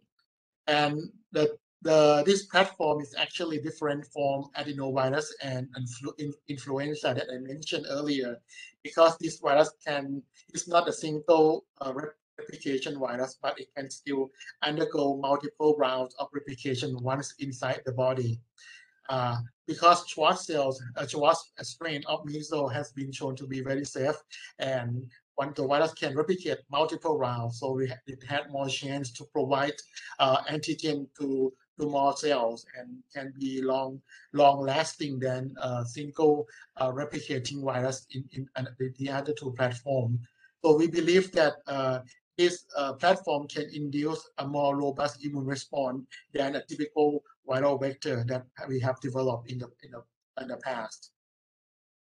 And we show that the challenge test of the measles-based vaccine in hamsters also show very promising results. The viral titer in the lung, in particular, is below the detection limit. And also, we have not tested this vaccine for intranasal route. Actually, therefore, the nasal terminate, they can still see some viral particle here, which is actually not quite surprising, because this is also intramuscular route. So we believe that if we can do another route of challenge study and compare this intramuscular injection with the intranasal administration into the animals, we should be able to see some result in terms of the viral titer in the nasal terminate. So far, this is also a very robust viral vector system that in Thailand will be able to pursue in the future. But this slide just want to show that we also have a strong collaboration with researchers at Hosong University, Agricultural University in Wuhan, China. Our work could lead to development of diverse genetic system to generate swine coronavirus such as PEDV and PDCOV. Actually, our group is actually the first one in the world to publish this liver genetic of the porcine Delta coronavirus, and also the avian flavivirus called Dactylus virus. So this platform altogether will be quite highly beneficial, given that more animal viruses can jump from human to the host, and if in the future this platform can be ready for the viral vector research in Thailand. So this is the last topic of my talk, that our group at NASDAQ also have used the reverse genetic system that we have strong experience with other coronaviruses to rescue the SARS-CoV-2 in vitro. So we have done this later than other group in the world, not because we are doing slowly, but we lack the infrastructure, which is a BSL-3 facility. But once BSL-3 facility has been constructed at NASDAQ, we initiated this work, and we can complete this work in just a few months after we got the funding.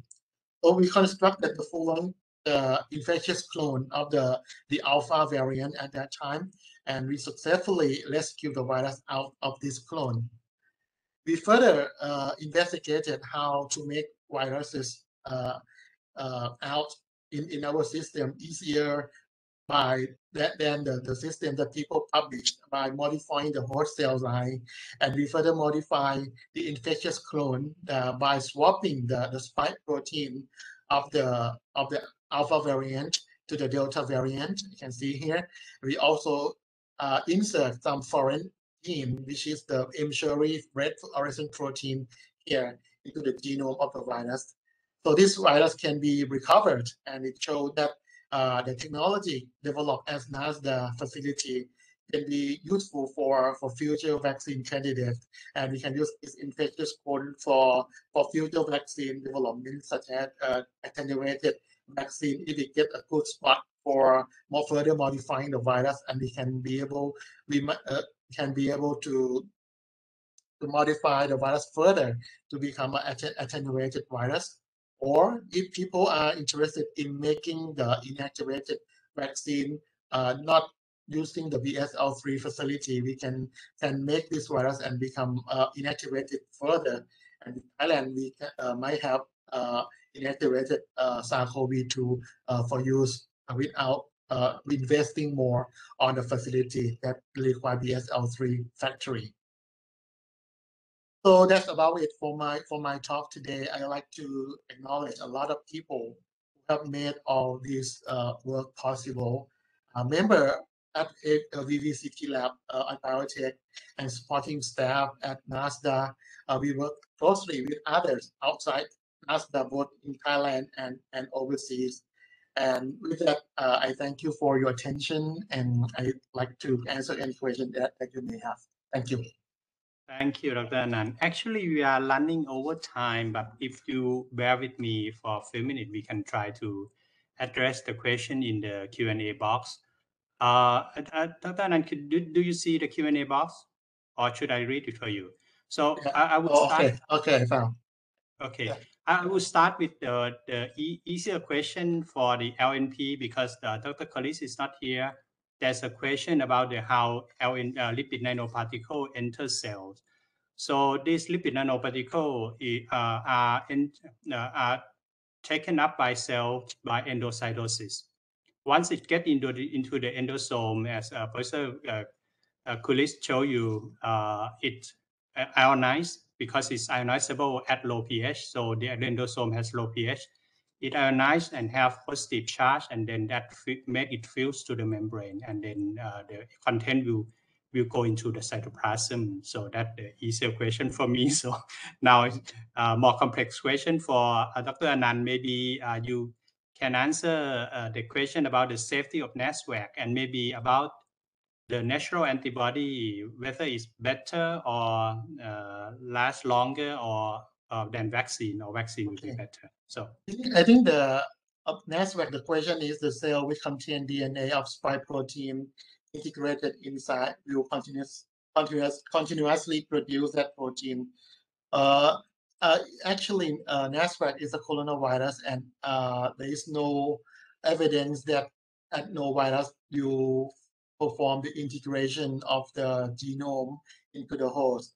I think it's a little bit, people confused about adenovirus and retrovirus, and I don't think that the DNA of the adenovirus can be integrated into the host and do something that cause something that we are concerned about. So in terms of that, I think it's very safe, and we have used coronavirus for a lot of application before, and I have no concern about the safety of those vaccines. And I think evidence of using AstraZeneca and Johnson & Johnson for millions of people so far also prove that there is no evidence of having integration of viral genome into our body. So for those, I think this is my shot on that is that gonna be no concern about that. At least there's no evidence so far about integration because the virus has no integrase, which is the enzyme required for the integration. And the second question is a natural antibody vs vaccine, which one lasts longer and show less side effect? You mean if the question about the stability of the antibody or the vaccine itself? I'm not, can you help me? I guess the question is whether natural infection would give you more long-lasting antibody response than vaccine, or less long-lasting than vaccine, something like that. The data so far suggests that antibody from natural infection lasts longer, but the level of antibody from vaccine is higher. This is something that I can tell you. If they have a long-term monitoring of the antibody of over a year from natural infection, they can still detect those antibody in those convalescent patients. But the level of antibody in those in natural infected people vary quite a lot. For those asymptomatic patients show very low antibody response compared to the patient who are actually getting severe infection from the virus show higher response. So from that we can actually cannot say for sure that those infect naturally can have a higher immune response than a vaccine. But for the vaccine, I think the profile is more uniform. You can see higher, in general, the response from the vaccine is higher, but it lasts shorter. For about three months to 3 to 5 months, we start seeing the waning of antibody from those vaccinated, especially if we vaccinated with inactivated vaccine, it went much sooner than mRNA and viral vector. Okay, and then we have one last question. Actually, the first question that was posed, the question was, is it possible to make vaccine from antibody? I'm not too sure what exactly is the question, because we cannot use more antibody to do vaccine, to make vaccine. We use antigen to make vaccine. But to modify this question a little bit, maybe if you think about learning from the natural immune response to come up with a better vaccine, because people are looking for broader protective vaccine to cover all the variants, and that we probably can learn from human natural response. So, Dr. Anan, or maybe Dr. Oviedo, if you can join and share your thought, welcome. Okay, Anan, please. Yeah, I think I agree that if we got some knowledge about those epitopes from the convalescent, and I think people are going to that and coronavirus thing, that we, instead of updating vaccine every year, if we look at the knowledge from those recover from the COVID-19 and get a good epitope of the antibody, we can actually focus on that particular epitope and make a pan-coronavirus. So for that question, I think that might be able to make a COVID vaccine from antibody. Not the antibody itself, but what that antibody can tell us to move on to design specific vaccine to cross protect actually all the variants that are emerging today. Thank you. Dr. Oviedo, do we have anything to add? Because we are at the end of the seminar. Thank you so much for the invitation. And also I would like to highlight that any future efforts will really have to encompass new technologies as well, and quite a lot of modeling. I mean, to predict the future, there's nothing more important than to learn from the past. And modeling is something that will be a technology and a device that will really provide us with the closer clues to prevent another outbreak, another pandemic in the world. And I know that there are organizations, both academic and government organizations, working on this already, not only for COVID, but also for other very important infectious diseases. Thank you. Okay, thank you. So with that, I would like to conclude our seminar here. I would like to thank all the speakers, also all the participants that stay with us. I'm apologize again for running over time, but I think we have a very good discussion. We had a very good discussion. So thank you very much, everyone. So, Ajahn Prasit, do you have anything to add? So I will send back to MC and Ajahn Prasit then. Thank you. I just would like to thank all the speakers for the very interesting talk. That is very useful, and I hope that we will have a chance to see each other again. Thank you very much, Professor Prasit and Professor Prasert. We are now coming to the final part of our webinar. I would like to thank you everyone once again for your time to participate in this webinar. It's been our pleasure to hold this event. Please be informed that you will receive the video clip of this webinar and booklet in your registered email tomorrow morning. Before you leave, please do not forget to do our survey. Thank you very much and have a nice day or have a nice evening. Thank you.